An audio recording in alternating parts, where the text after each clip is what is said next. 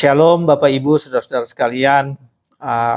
Anda sebagai seorang hamba Tuhan memiliki tanggung jawab secara personal atau secara individu, dan tanggung jawab itu harus dilihat di dalam konteks berjemaat atau bersekutu.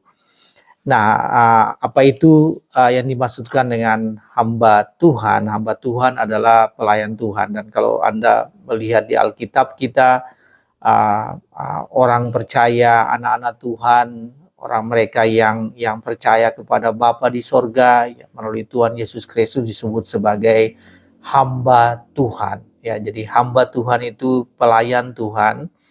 Dan kata hamba sendiri itu artinya pelayan, ya, pekerja. Lebih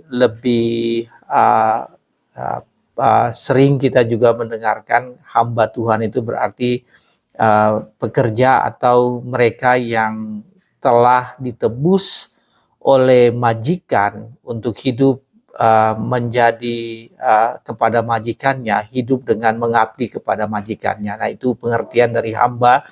Sering disebut dengan servant, ya, servant of the Almighty God, servant of the Lord, ya. Jadi itulah yang dimaksudkan dengan hamba Tuhan.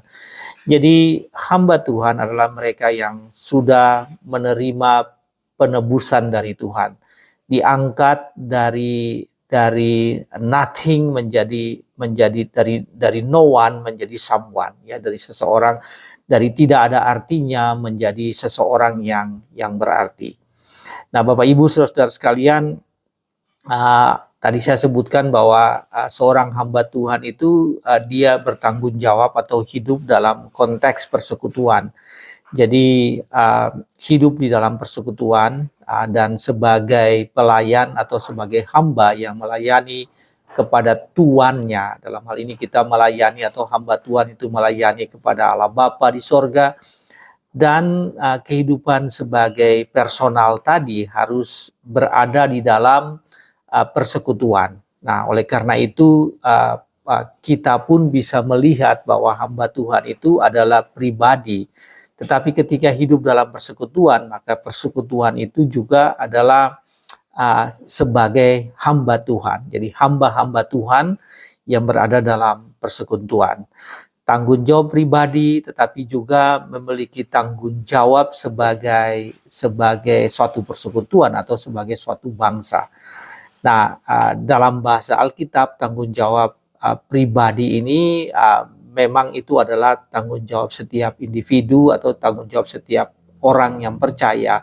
Tapi tanggung jawab sebagai satu persekutuan itu adalah tanggung jawab gereja. Jadi tanggung jawab kita sebagai tanggung jawab Anda sebagai anggota persekutuan yang ada di dalam satu persekutuan atau satu gereja, sehingga menjadi tanggung jawab gereja. Nah, saudara-saudara sekalian, pada hari ini kita akan melihat kaitan bahwa seorang hamba Tuhan dipanggil Tuhan secara pribadi. Namun demikian, dia memiliki kedudukan dan fungsi di dalam suatu persekutuan sebagai jemaat. Dan karena dia berada di dalam satu persekutuan atau jemaat, maka pengertian hamba Tuhan itu pun juga berlaku bagi bukan saja secara pribadi, tapi juga sebagai persekutuan. Jadi persekutuan dilihat sebagai kelompok dari hamba-hamba Tuhan atau persekutuan para pelayan Tuhan. Dan persekutuan itu sendiri dalam pengertian jamah adalah hamba-hamba Tuhan. Ya, jadi fungsi hamba Tuhan itu atau pelayan-pelayan Tuhan itu ada pada pribadi-pribadi yang percaya kepada Kristus, yang percaya kepada Allah Bapa di sorga, dan sebagai konsekuensinya mereka yang hidup bersama-sama dalam satu persekutuan itu adalah sebagai persekutuan mereka juga adalah hamba Tuhan atau hamba-hamba Tuhan. Nah, Bapak Ibu saudara-saudara sekalian, mulai hari ini sampai kira-kira sekitar 10 periode, 10 renungan ke depan yang saya ingin bagikan ke Anda adalah tentang perikop yang penting ini, ya, yaitu tentang hamba Tuhan, ya. Dan kita akan melihat dari Yesaya pasal 49 sampai pasal 55. Jadi Yesaya 49 pasal 55 sebanyak 7 ayat ini ya, itu membahas tentang hamba Tuhan, dan judul dari perikop, kalau Anda melihat di Alkitab Anda, judul dari perikop ini adalah hamba Tuhan ya. Hamba Tuhan dimulai dari Yesaya pasal 49 sampai akhir dari pasal 55. Nah, Bapak Ibu Saudara sekalian, hari ini kita akan melihat dari Yesaya pasal 49 ayat 1 sampai 7. Dan judul dari perikop ini adalah hamba Tuhan sebagai terang di tengah-tengah segala bangsa. Di dalam Alkitab PB2 disebutkan hamba Tuhan sebagai terang di antara segala bangsa. Jadi kalau di PB1 dikatakan hamba Tuhan sebagai terang di tengah-tengah segala bangsa, tetapi kemudian di dalam PB2 disebutkan hamba Tuhan di antara segala bangsa. Nah, saudara-saudara sekalian, kita akan melihat dan bagian perikop ini dari 49, pasal 49 ayat 1 sampai 7 ini bisa dibagi menjadi dua bagian utama ya. Dan bagian yang pertama itu yaitu dari ayat 1 sampai ayatnya yang keempat, kemudian bagian yang kedua dari ayat 5 sampai ayat 7. Jadi perikop ini pasal 49 ayat 1 sampai ayat 7 ini bisa dibagi menjadi dua bagian itu, dan judul perikopnya di Alkitab kita ini adalah hamba Tuhan sebagai terang di antara segala bangsa. Bapak Ibu, hal yang pertama yaitu dari ayat 1 sampai dengan ayatnya yang keempat.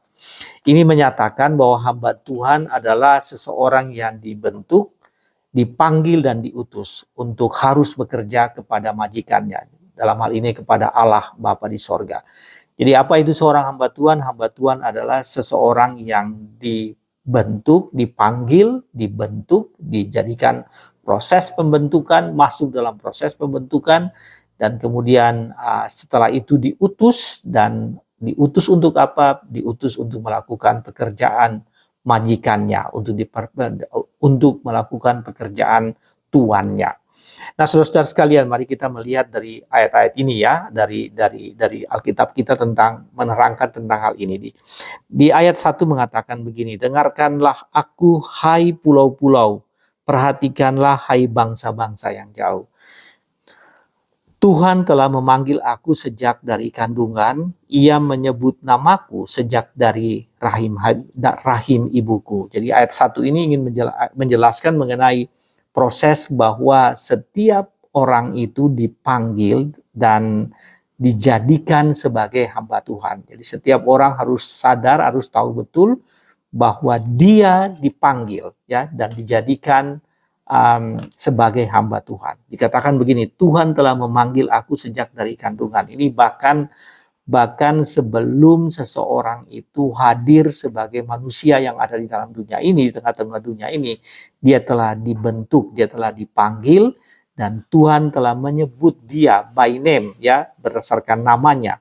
Ia menyebutkan namaku sejak dari rahim ibuku, atau sejak dari dalam kandungan. Nah, itu di dalam ayat 1. Ayat 2 mengatakan bahwa ia membuat mulutku seperti pedang tajam dan mengamankan aku dalam naungan tangannya. Ia menjadikan aku anak panah yang runcing dan menyembunyikan aku dalam tabung panahnya. Nah, Bapak Ibu Saudara sekalian, ada 4 kata kerja di sini di ayat 2 ini, dan kata kerja ini menggambarkan tentang bagaimana proses seorang hamba Tuhan itu dibentuk oleh Allah, oleh Tuhan sendiri sebagai alatnya. Jadi kalau tadi yang dalam ayat 1 dikatakan setiap hamba Tuhan itu dipanggil sejak dia masih berada dalam rahim ibunya, dalam kandungan ibunya. Ayat 2 mengatakan bahwa bahwa seorang hamba Tuhan itu dibentuk. Dan ada 4 kata kerja. Yang pertama adalah membuat mulutku seperti pedang tajam. Jadi Tuhan melakukan proses pembentukan itu sehingga hamba Tuhan itu bisa memberitakan firman Tuhan, bisa bersaksi, karena itu mulutnya dibentuk.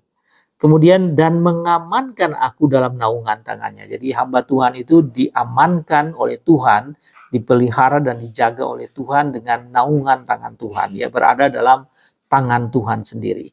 Kemudian kata kerja lain yaitu menjadikan aku anak panah yang runcing. Jadi Tuhan melalui proses menjadikan dia sebagai anak panahnya Tuhan, ya, anak panahnya Tuhan, dan menyembunyikan dalam tabung panahnya Tuhan. Jadi Bapak Ibu Saudara sekalian, seseorang kalau membuat anak panah, itu kemudian anak panah itu disimpan di dalam tabung panah, dan kemudian pada saat harus digunakan pada saatnya, maka tabung panah itu akan anak panah itu dikeluarkan dari tabung panah dan kemudian dipanah, ya, ditembak atau dipanah, ya. Itulah adalah proses pembentukan. Jadi Tuhan pada ayat 2 ini ingin mengatakan bahwa setiap hamba Tuhan itu dibentuk oleh Tuhan untuk pekerjaannya. Namun demikian Tuhanlah yang menetapkan kapan anak panah itu dipakai, kapan anak panah itu harus digunakan, dan disimpan di dalam naungan tangannya, disimpan di dalam tabung panahnya, ya, disimpan di dalam tabung panah. Ayat 1 mengatakan bahwa dipanggil dan dibentuk sejak dalam kandungan. Ayat 2 mengatakan bahwa hamba Tuhan itu diproses, ya, melalui proses pembentukan oleh Tuhan. Kemudian ayat 3, saya akan baca ayat 3, ia berfirman kepadaku, engkaulah hambaku, hai Israel. Nah, Bapak Ibu Saudara-saudara sekalian, seperti tadi saya katakan bahwa hamba Tuhan itu pribadi, tetapi di dalam bacaan ini, ya, Tuhan mengatakan kepada bangsa Israel bahwa engkaulah hambaku, ya, engkaulah hambaku, hai Israel. Dan kemudian engkau yang dibuat, ya, dan mulutmu aku, dan melaluimu aku menyatakan keagunganku. Jadi selama ini, ya, kita memahami bahwa kita adalah hamba Tuhan, tetapi seperti tadi saya katakan, hamba Tuhan yang hidup dalam persekutuan, maka persekutuan itu, ya, adalah hamba-hamba Tuhan. Karena itu Tuhan berkata kepada bangsa Israel, Bani Israel, bahwa mereka adalah hambanya. Jadi orang-orang Israel, hai Israel, engkau adalah hambaku, dan melaluimu aku akan menyatakan keagunganku. Jadi ini semacam ultimate goal, ya, jadi tujuan akhir dari panggilan terhadap hamba Tuhan itu dan pembentukan hamba Tuhan itu. Dan ultimate goal tersebut adalah menyatakan keagungan Allah sendiri, menyatakan keagungan Tuhan. Melaluimu, ini dari ayat 3 bagian B dikatakan begini, melaluimu aku menyatakan keagunganku. Nah, tadi saya katakan Bapak Ibu saudara-saudaraku bahwa seorang hamba itu memang dia hidup dan mengabdi, ya, totalitas pengabdiannya kepada tuannya. Dan pada ayat 3b ini Alkitab kita menekankan tentang hal itu, bahwa hamba Tuhan yang adalah pribadi tetapi juga adalah satu bangsa, satu persekutuan. Nah, dalam hal ini adalah Israel sebagai satu bangsa, satu kaum, dan satu persekutuan.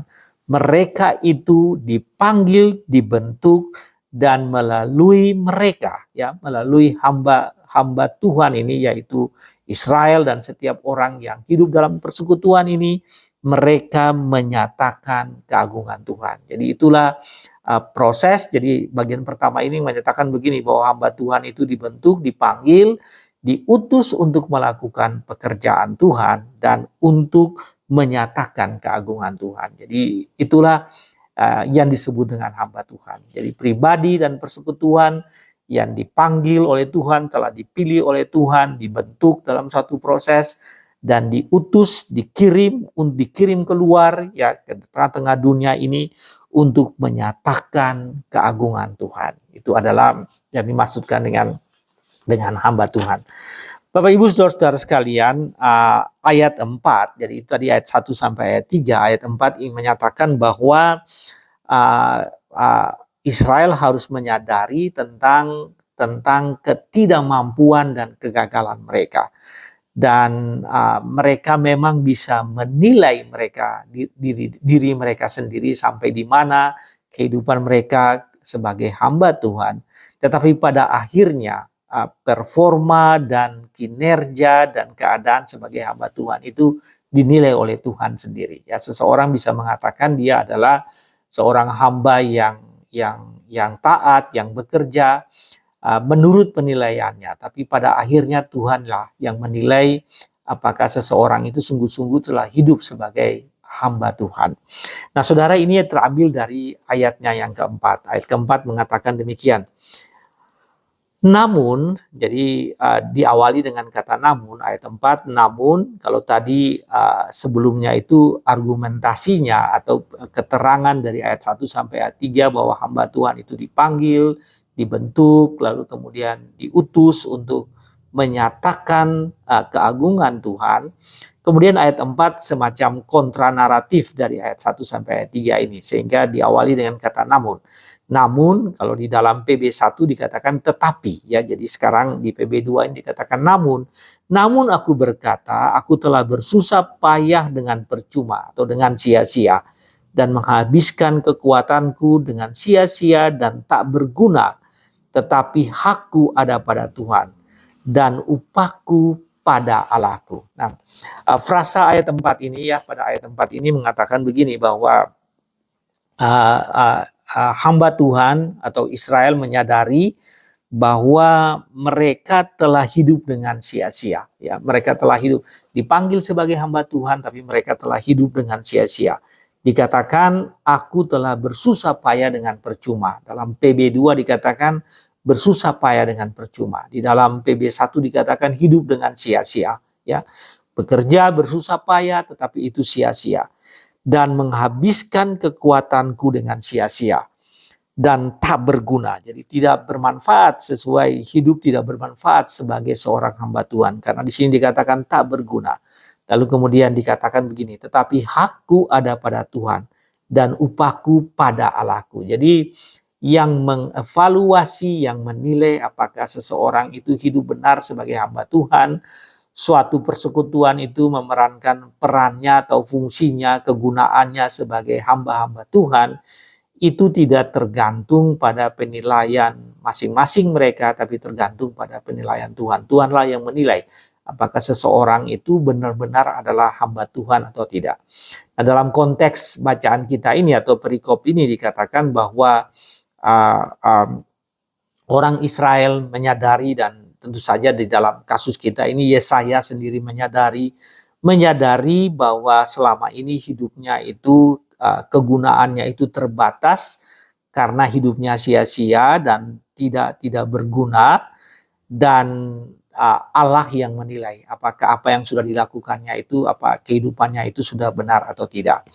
Nah, Bapak Ibu Saudara-saudara sekalian, apa yang bisa kita pelajari dari sini, yaitu bahwa meskipun hamba Tuhan itu dipilih dari awal, dibentuk oleh Tuhan, diutus oleh Tuhan untuk mengagungkan namanya, ya, agar keagungan namanya itu diberitakan kepada isi dunia ini. Kemudian seseorang bisa menilai tentang kinerjanya sebagai kehidupannya sebagai hamba Tuhan, tetapi tentu saja apa yang dia lakukan itu bukan tergantung pada penilaiannya, tapi tergantung pada Allah sendiri yang menilai apakah dia benar-benar hidup sebagai seorang hamba Tuhan. Dengan kata lain, Bapak Ibu Saudara sekalian, yang menjadi pekerjaan atau tugas utama yang harus dilakukan itu bukan tugas seorang hamba, bukan apa yang menjadi tujuan kehidupan dari hamba itu atau dari persekutuan itu, tapi yang paling utama yaitu keagungan nama Tuhan. Ya, jadi yang menjadi hal utama dalam penilaian performa kehidupan seseorang sebagai hamba Tuhan itu yaitu ukurannya dari Allah sendiri, dan Allah yang menilai apakah dia telah melakukan pekerjaan yang dimandatkan oleh Allah kepadanya. Saudara-saudara sekalian, beberapa hari yang lalu di negara kita tercinta ini menteri-menteri baru saja dilantik, ya, dan kemudian ada begitu banyak menteri dan wakil menteri, dan kemudian presiden menyampaikan bahwa yang harus dicapai oleh setiap menteri itu bukan visi dan misi dari setiap menteri, tetapi visi dan misi presiden atau visi dan misi negara. Jadi yang ingin dicapai mereka setelah diangkat, ya dipilih kemudian diangkat, kemudian dilantik ya. Kemudian dikatakan bahwa yang mereka lakukan bukan tugas mereka pribadi, ya para menteri ini dan wakil-wakil menteri ini bukan tugas mereka pribadi. Tidak ada visi seorang menteri, tidak ada visi wakil menteri, yang adalah visi bangsa dan negara, dan yang ada adalah visi dari seorang presiden ya. Jadi ini memberikan ilustrasi bagi kita bahwa sama yang kita lakukan pun bukan sebagai orang Kristen, sebagai anak-anak Tuhan yang telah ditebus, yang telah ditebus oleh darah Tuhan Yesus yang mahal itu untuk menjadi keselamatan bagi kita, maka kita adalah hamba-hamba Tuhan, dan karena itu kita hidup bukan untuk kepentingan kita pribadi, bukan untuk mencapai tujuan pribadi, tapi untuk mencapai tujuan Allah penebus kita, ya Tuhan Yesus yang menjadi penebus kita. Nah, Bapak Ibu, apa ini artinya bagi kita? Ya, dari bagian yang pertama dari Yesaya 49 ayat 1 sampai 4 ayat 4 ini mengatakan kepada kita bahwa kita boleh saja sering mengakui bahwa kita ini seorang hamba Tuhan, ya kita harus sering mengatakan itu. Kita sering mengatakan hal demikian. Namun kita harus menyadari bahwa status ini mempunyai makna yang sangat dalam. Ya, ketika Anda menyebutkan bahwa Anda adalah hamba Tuhan, maka Anda adalah orang yang telah dipilih oleh Tuhan. Bahkan sejak dari dalam rahim ibumu.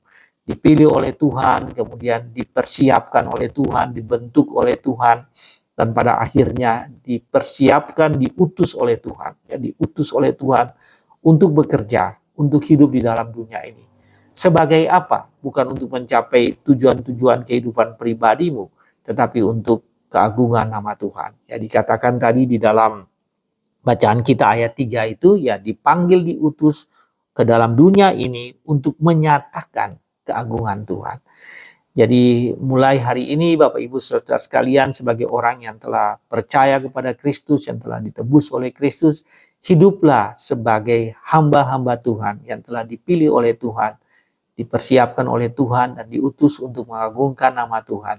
Dan itu adalah merupakan mandat atau tugas yang utama, atau tugas yang harus diprioritaskan di dalam kehidupan ini.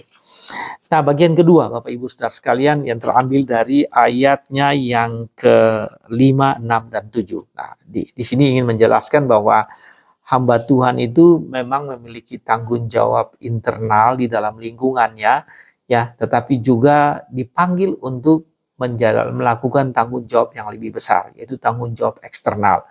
Tanggung jawab eksternal berarti tanggung jawab yang di luar komunitasnya, di luar lingkungannya, dan dipanggil untuk membawa keagungan nama Tuhan di luar lingkungannya. Bapak Ibu Saudara sekalian, kita bisa melihat ayat-ayat yang ini ya dari 5, 6, 7 yang menekankan tentang hal itu ya. Dari ayat 5 dikatakan begini, sekarang berfirmanlah Tuhan. Jadi kata sekarang atau frasa sekarang berfirmanlah Tuhan ini kembali, ini semacam kontra naratif dari ayat-ayat sebelumnya. Jadi kalau ayat-ayat sebelumnya itu ayat 1 sampai 4 menyatakan tentang sesuatu pada masa lampau, maka mulai dari ayat 5 ini mengatakan mulai dari sekarang ya. Mulai dari sekarang ini berfirmanlah Tuhan tentang apa yang harus dilakukan oleh seorang hamba Tuhan atau persekutuan sebagai hamba Tuhan. Apa itu?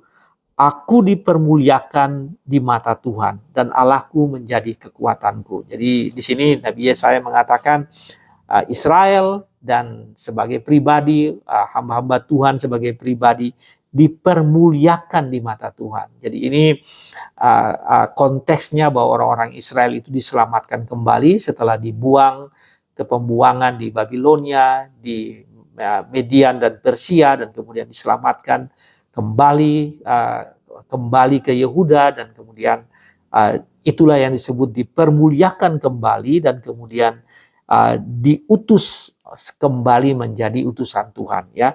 Dipermuliakan di mata Tuhan dan Allahku menjadi kekuatanku. Jadi sekali lagi di ayat 5 ini mengatakan kalau dahulu hidup dengan sia-sia, tidak melakukan fungsi itu, maka sekarang ya ayat 5 mengatakan sekarang ke depan, maka fungsi dan kegunaan dan kehidupan ini memang harus berubah ya. Sekarang ini seterusnya itu harus berubah.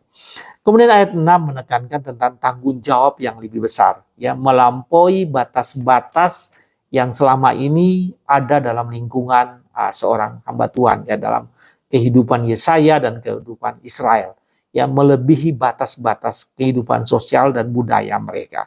Di dalam ayat 6 dikatakan demikian, beginilah firman-Nya, terlalu kecil bagimu untuk menjadi hambaku, hanya untuk menegakkan suku-suku Yakub.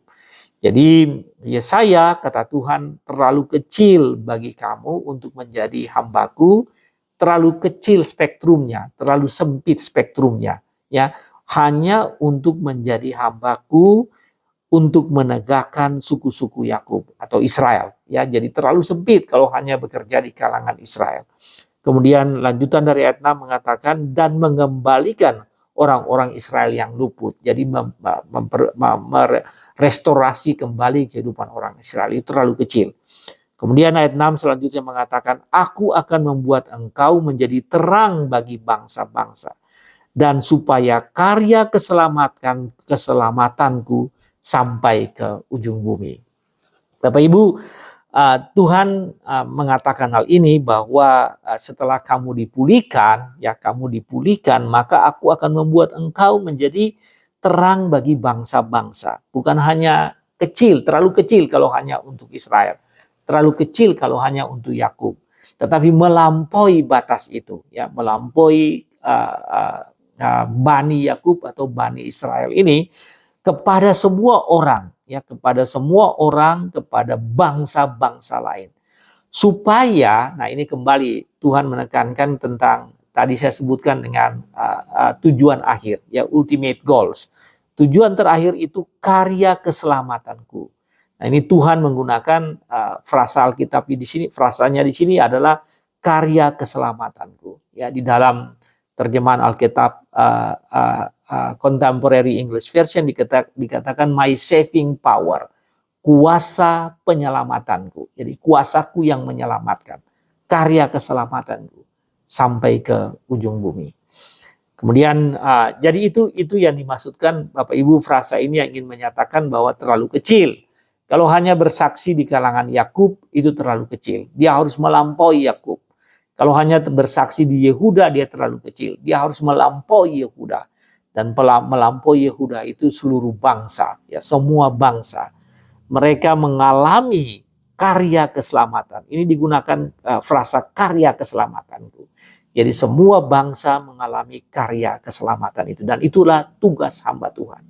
Tugas hamba Tuhan sebagai pribadi maupun tugas hamba Tuhan sebagai persekutuan. Saudara-saudaraku, di ayat 7 menekankan tentang semacam dampak besar, ya. Dampak besar yang terjadi dengan karya keselamatan yang diberitakan kepada spektrum yang lebih luas pada kehidupan di dunia ini, ya.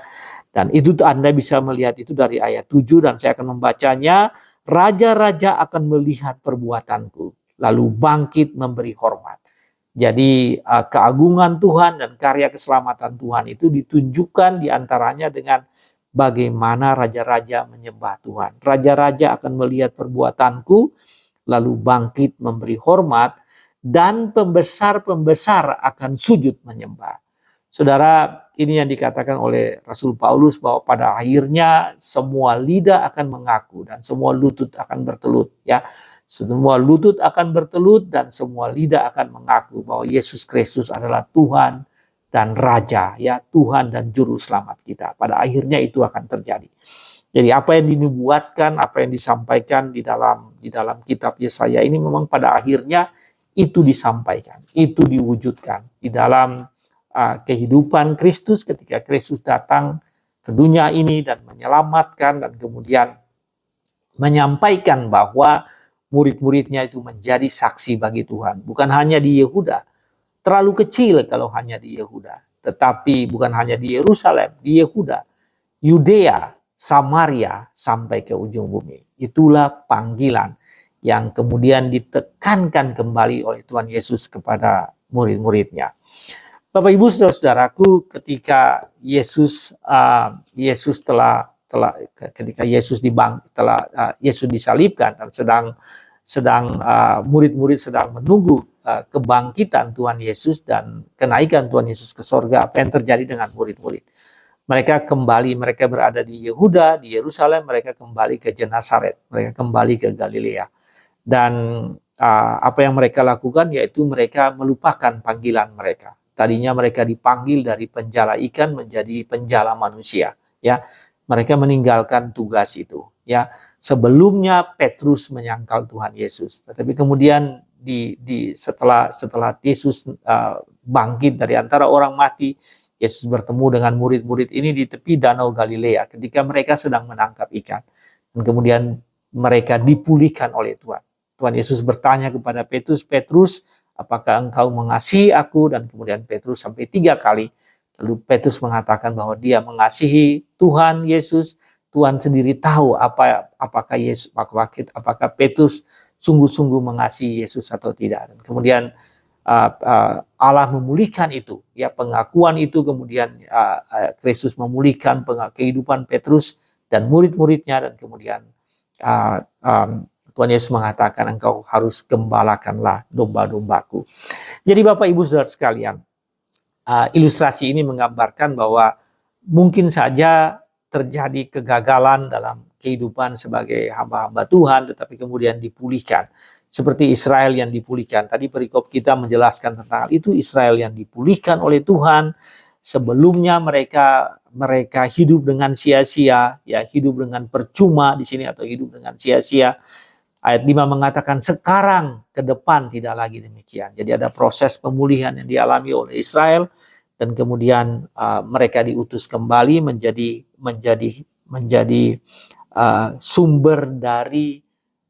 sumber yang memberitakan karya keselamatan. Yang diutus kembali untuk memberitakan karya keselamatan.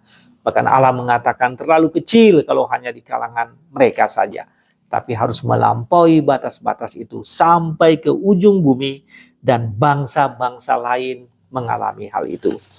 Bapak Ibu, saudara-saudaraku, apa ini artinya bagi kita? Bahwa kehidupan ini sebagai hamba Tuhan, Allah selalu menjaga kita. Allah selalu menjaga Anda, bahkan dikatakan di dalam naungan tangan Allah. Ya, Allah membentuk dan Allah menjaga di dalam naungan tangan Anda.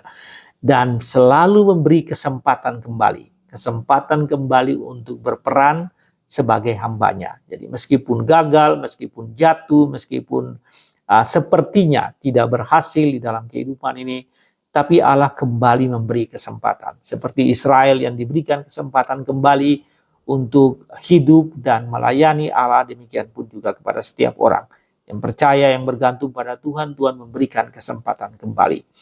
Kehidupan sebagai seorang hamba Tuhan itu adalah satu kehidupan yang disebut dengan kehidupan yang progresif. Progresif artinya setiap hari semakin baik, ya. Semakin hari semakin baik, tentu saja semakin hari semakin banyak tantangan, ya. Karena tadi terlalu kecil untuk hidup dalam lingkungannya saja. Jadi begitu terbuka, terekspos terhadap lingkungan yang lebih luas, terekspos terhadap sistem sosial budaya yang lebih luas, sistem politik bahkan yang lebih luas, yang hanya tidak terbatas di dalam lingkungan internal saja. Begitu terekspos, terbuka kepada sistem yang lebih luas itu, pasti tantangannya lebih banyak.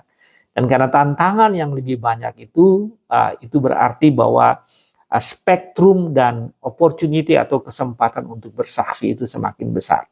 Jadi semakin besar tantangan, kesempatan untuk bersaksi, semakin besar juga tantangan. Tapi kemudian dikatakan bahwa Tuhan menjagamu, Tuhan menaungimu, bahkan engkau berada dalam di telapak tangannya. Engkau berada di dalam telapak tangan Tuhan. Tadi ayat 2 mengatakan begitu. Engkau berada di dalam telapak tanganku. Nah, ini berarti apa Bapak Ibu Saudara sekalian? Bahwa kehidupan Anda semakin diberkati.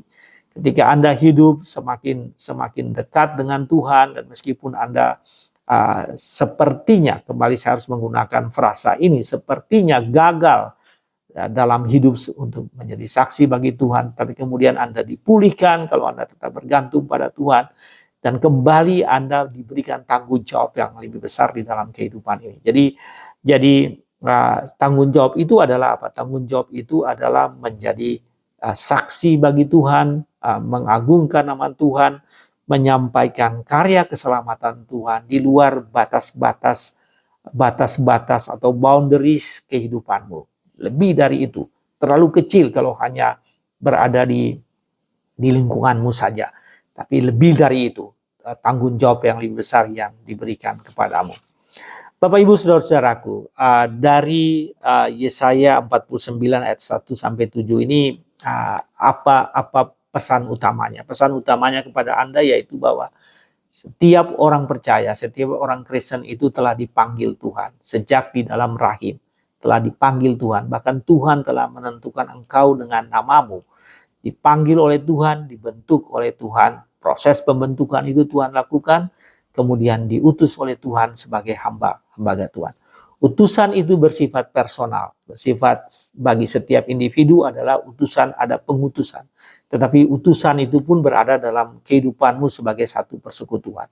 Jadi ada hubungan antara apa yang disebut dengan personal dan kongregasional. Ya, kongregasional itu persekutuan.